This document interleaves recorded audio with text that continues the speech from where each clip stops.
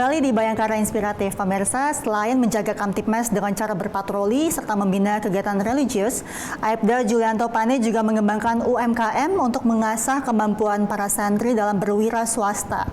Berbagai pembinaan dilakukan diantaranya pengembangan ternak sapi dan pendidikan pertanian yang dilakukan di lahan sekitar Pondok Pesantren Ruhul Azam. Sebagai Kanit Winpolmas Polres Gayo Luas Polda Aceh dan pimpinan pesantren Ruhul Azam, Aibda Julianto memastikan kesiapan Hari Raya Idul Adha berlangsung aman dan kondusif. Dalam pelaksanaan pemotongan hewan kurban di pesantren Ruhul Azam, Aibda Julianto Pane menggelar rapat dengan wali santri. Kegiatan ini dilakukan dalam rangka persiapan penyembelihan hewan kurban di pesantren Ruhul Azam. Selanjutnya, Aibda Julianto melakukan pengecekan hewan kurban di peternakan pesantren Ruhul Azam. Pesantren Ruhul Azam di samping sebagai lembaga pendidikan juga melatih santri untuk berternak di pesantren dengan menyediakan hewan ternak dan menyediakan juga pakan rumput untuk pakan sapi. Pembelajaran ternak ini dilakukan agar para santri nantinya dapat berwira swasta selepas menempuh pendidikan di pesantren. Alhamdulillah, inilah ternak lembu pesantren Ruhul Azam yang kita bina di pesantren ini. Insya Allah nanti di hari kurban ini, lembu ini akan kita jadikan kurban di pesantren kita. Jadi ternak lembu kita ini kita sudah siapkan penanaman pakannya dan juga tempat lembu ini untuk bermain-mainnya sudah dibuatkan pagar supaya lembu-lembu kita ini bisa sehat. Sehingga waktu pelaksanaan kurban juga lembu ini nanti memang betul-betul terjamin kesehatannya ketika dilaksanakan suasana kurban. Setelah itu, Aibda Julianto melanjutkan patroli untuk melihat penjualan ternak yang siap dikurban di wilayah Blangsere Gayo Luas Aceh. Di tempat ini ada terdapat anggota kepolisian Bribka Mulyadi yang bertugas sebagai Kanit Provos Polsek Terangun yang juga menyediakan hewan kurban. Selain itu, Bribka Mulyadi juga mengajak warga sekitar untuk meningkatkan perekonomian masyarakat lewat ternak kambing dan sapi. Nih, selamat pagi Pak Mulyadi. Gimana nih, kok bisa, apa motivasinya nih?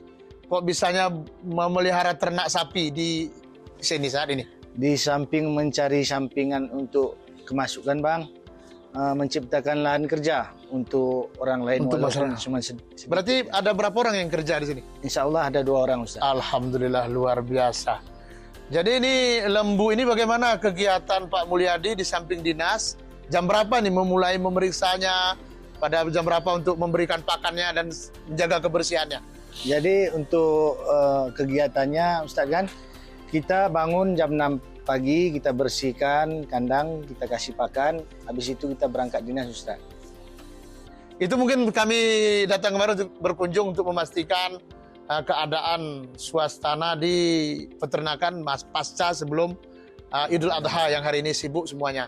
Mudah-mudahan nanti kan apa yang kita buat ini bisa dicontoh yang lain, jadi inspirasi dan menjadi kebaikan untuk semuanya. Amin, amin. Sebagai seorang personel kepolisian dan tokoh agama, Aibda Julianto berpesan kepada masyarakat agar melakukan kurban jika mampu dan selalu menjaga Kamtibmas di lingkungan masing-masing. Jamaah TV Polri dimanapun berada, pada saat ini kita sudah tidak terasa memasuki bulan Zulhijjah.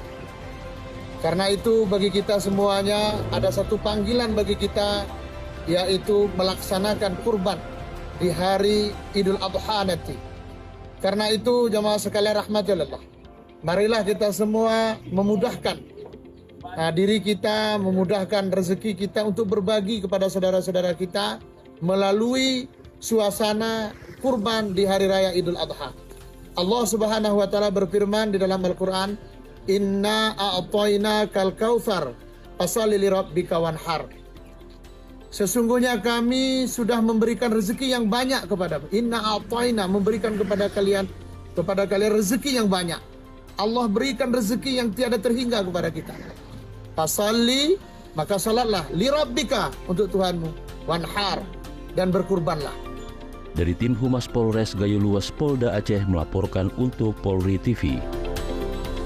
Ustadz Pane, kita akan melanjutkan perbincangan kita mengenai pondok pesantren yang Anda dirikan begitu. Sebelumnya mungkin kita sebelum berlanjut ke kewirausahaan yang Anda didik begitu kepada para santri, apakah ada kendala dalam mendirikan sebuah pondok pesantren dengan santri 300 orang begitu, Ustadz?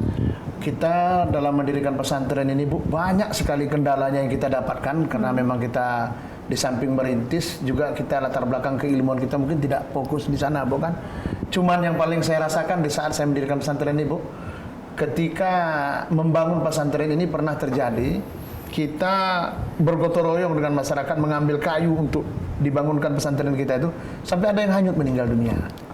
Nah, jadi ini kendala yang juga menjadi motivasi pengukuh penguat bagi saya, asal kalau udah atri, udah mundur kadang-kadang kan ada masalah gejolak kita kadang-kadang kuat nggak nih kan gitu.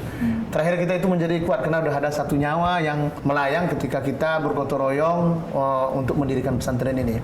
Kemudian yang kedua, kendala yang paling kita hadapi itu yaitu latar belakang masyarakat. Kadang-kadang kan sulit orang memahami kegiatan boarding school ini, Bu.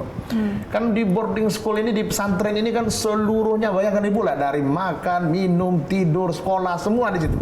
Itu persoalan cukup kompleks. Cukup kompleks. Maka kadang-kadang kendala yang kita hadapi di masyarakat di pesantren kita itu kalau tidak dengan kesabaran agak sulit kita menghadapinya. Jadi yang besar kendala kita adalah fasilitas. Yang kadang-kadang kita rasa udah cukup nih, tapi ada aja yang nggak cukup. Itu mungkin kendala-kendala yang kita hadapi. Kemudian Bu, untuk pengajar gitu kan, kita maunya pengajarnya lebih. Tapi kadang-kadang masih terbatas kemampuan-kemampuan itu, sehingga ini juga sedang usaha kita lengkapi, Bu.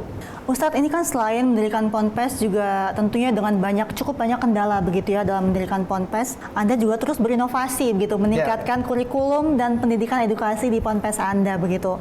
Selain pendidikan religi, Anda juga memiliki pelatihan kewirausahaan, contohnya peternakan sapi untuk hewan kurban. Kenapa memilih hewan kurban? Karena peternak sapi kita sebenarnya di pesantren itu bukan sifatnya ada dua. Ada dia untuk untuk induk supaya beranak dan juga penggemukan. Kalau yang untuk persiapan hewan kurban ini, dia pertama penggemukannya itu mudah, pengurusannya itu pun mudah, dan kita perawatan terhadap lembu ini mudah karena kita udah siapkan tanamannya. Jadi kepada anak-anak itu kita memimpin mereka, menunjuk arah dia untuk apa yang dia kerjakan itu lebih mudah, Bu. Karena kan kalau penggemukan itu lembunya diternakkan dia, sehingga risiko tidak besar, Bu. Nah, ini untuk wirausaha sapi. Jadi kalau kita juga ada pertanian sana Seriwangi, itu jumlahnya saat ini lebih kurang 10 hektar lahan dia. Lahan pertanian pesantren kita ada 10 hektar, di mana anak-anak itu kita didik biar anak itu, pertama niat saya sebenarnya, Bu, bukan supaya anak-anak itu bisa kerja, tapi bukan itu nomor satu saya. Biar anak-anak itu merasakan orang tua itu susah cari nafkah. Sehingga dia niat saya supaya dia ketika di pesantren betul-betul dia belajar sungguh-sungguh.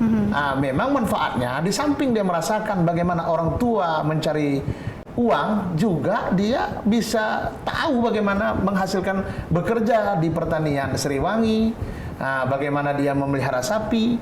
Tapi poinnya tuh saya membuat ini membangun kewirausahaan, poinnya adalah ayahmu itu lelah, ayahmu tuh bersusah payah, ibumu tuh tidak tahu panas, tidak tahu dingin untuk mencari nafkah, untuk menghasilkan uang 1.000, 100.000, 200.000 untuk membiayai kau sekolah. Itu pesan yang mau saya sampaikan.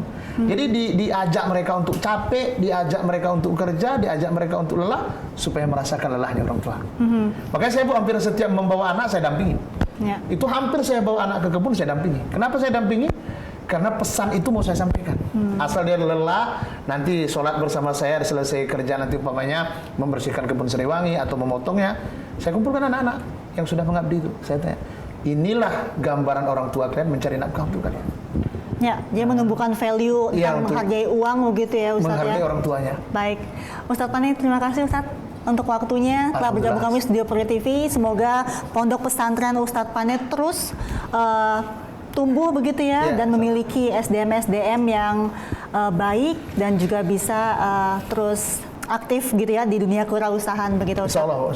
Terima kasih Ustadz, sehat selalu. Insyaallah. Baik pemirsa, selanjutnya giat Polres Gayo Luas Polda Aceh dari pengungkapan berbagai kasus kejahatan dan bantuan kepada masyarakat, kisahnya sesaat lagi.